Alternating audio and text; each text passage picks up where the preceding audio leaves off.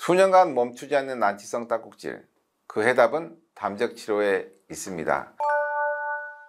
오늘은 난치성 딱꼭질에 대해 이야기해 보려 합니다. 저는 수련이 때 렌털 에이전트 때 이상하게 공교롭게도 딱꼭질 환자를 정말 많이 만났어요. 그리고 그때마다 정말 힘들었습니다. 환자도 힘들지만 그 딱꼭질이 잘 안 없어지거든요. 그래서 우리가 보통 먹다가 놀래가지고 나오는 딱꼭질이라거나 뭐 이런 것들이야 금방 그냥 멈추잖아요. 네, 병적인 딱꼭질은 정말 치료하기 힘듭니다. 딱꼭질은 한의학에서 해역이라고 합니다. 해역. 딱꼭질은 횡격막, 그 다음에 늑간 근육 등 호흡을 보좌하는 근육들이 자신의 의지와 상관없이 갑작스러운 경련성 반응을 일으키는데요. 성대가 잠시 막혔다가 열릴 때 나는 소리를 말합니다. 일반적인 딱꼭질은 해가 없어서요. 30분 정도, 이것도 굉장히 길잖아요. 30분 정도 하는 것은 괜찮지만 그 이상 지속되고 반복되면 긴장을 하셔야 됩니다. 생리적으로는 음식물을 급하게 또는 많이 먹거나 마신 후에 위장의 팽창으로 일어나기도 하고, 또 뜨거운 것, 자극성 있는 것을 삼키거나 해서 발생되지만 대부분 일시적으로 나타났다가 호전됩니다. 이런 경우가 가장 흔합니다. 이런 거 딱꼭질 멈추는 방법은 다 알고 계시죠? 놀래킨다든지 물을 자꾸 반복적으로 마셔서 멈추게 한다, 이런 방법을 쓰죠. 그러나 식도나 위장에 장애가 있을 때는 반복적으로 지속적으로 나타날 수가 있고, 여기에 담적 증후군과 심장과 폐에 문제가 있다, 어딘가에 문제가 있다 그러면 난치성 딱꼭질로 악화될 수 있습니다. 제가 하나 알려드릴까요? 심근경색 증상 중에 딱꼭질 있다는 거 모르시죠? 모르셨을 거예요. 오늘 하나 배워가는 겁니다.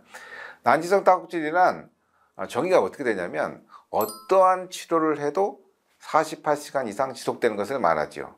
수년간 지속되는 경우도 있습니다. 딱꼭질이 심한 경우에는 며칠씩 지속되거나 멈췄다가 다시 반복적으로 하게 됩니다. 이런 심한 경우가 아니더라도요, 반복적으로 자주 딱꼭질을 한다면 무엇인가 몸에 문제가 생겨 진행되고 있다는 사실을 꼭 기억하십시오.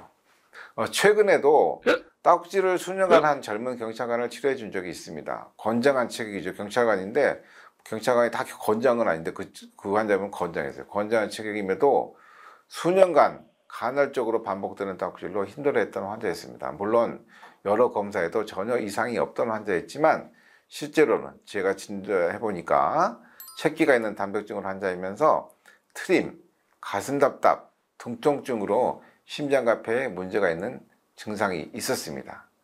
그래서 이 환자를 담적 치료와 심장 치료를 통해서 짧은 시간 내에 수년간 고생한 딱꼭질을 치료해 드렸습니다. 이렇듯 난치성 딱꼭질의 담적 치료가, 담적 증후군 치료가 매우 효과적인데요. 반복되고 잘 멈춰지지 않는 딱꼭질에 대해서 일시적인 대증 치료가 아닌 근본적인 원인과 치료 계획에 대해서 알려드리겠습니다.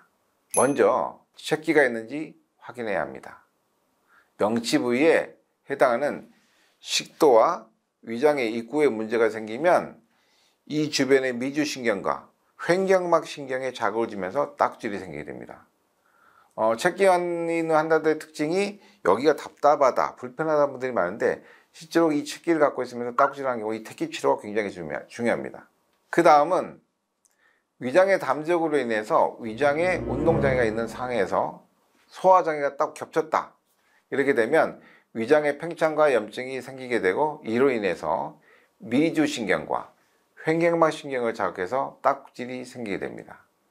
또 담적이 명치 주위 횡격막에 쌓이게 되면요, 쉽게 횡격막에 경련성 반응을 일으키게 됩니다. 그래서 딱지질이 날 수 있어요. 또한 위장 안의 담독소가 심장 근육으로 많이 가면 심근이, 담독소의 특징이 굳는 거잖아요.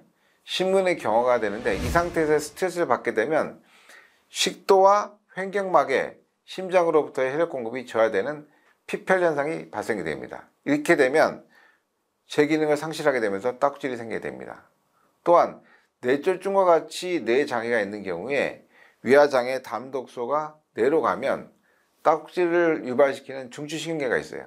이 장애를 유발시킬 수 있고, 경화된 심장의 근육으로 인해서 뇌에 충분한 혈액 공급이 저하되면 다시 딱지질 중추신경계 장애를 가중시키게 됩니다. 이외에도 심장과 폐 및 주위 조직에 우리 위장에 독소가 많아지면 이 담독소가 심장과 폐 주위 조직에 쌓이게 되고 흉곽 전체적으로 경직을 만들게 됩니다. 이로 인해서 혈액과 기혈의 순환이 원활하지 않게 되고 2차적으로 연구개와 횡격막을 압박해서 발생할 수 있습니다. 앞서 설명드린 원인들에 맞춘 담적증후군 치료를 시행하면 오랫동안 낫지 않고 반복되는 난치성 다국질은 치료할 수 있습니다. 제가 아주 젊은 의사일 때 경험에 대해서 설명을 하나 해드릴게요. 이 다국질이 얼마나 무서운지. 예전에 뇌졸중으로 입원하던 중 갑자기 심한 다국질을 하면서 비 오듯이 땀을 흘리는 환자가 있었어요. 저는 처음에는 왜 그런지를 몰랐어요. 뇌졸중인데 땀도 흘리고 비 오듯이, 비 온다는 게 어떠냐면 샤워기로 틀어놓고 몸에서 땀이 흘러내리듯이 땀이 나는 환자였어요. 그러면서 심한 땀국질을 하는 환자가 있었습니다. 근데 이 환자는요, 심한 당뇨로 인해서 말초신경이 마비돼 가지고 실제로는 심근경색이 왔는데 가슴 통증이 없는 상태였습니다. 다행히 조기 판단을 잘해서 심장 검사를 하고 심근경색을 진단되어서 응급처치에 들어갈 수 있었습니다. 이처럼 지속적이고 반복적인 난치성 다국질은 절대 쉽게 보시면 안 됩니다. 담적증후군은 뇌졸중, 당뇨, 고혈압의 원인 질환이기도 하며 동시에 심근경색과 심장 근육의 경화의 원인이기도 합니다. 다국질은 몸 전체의 건강 상황 악화에 암시일 수 있음을 꼭 기억하십시오. 영상 시청 감사합니다. 의담합병원의 노기환 원장이었습니다.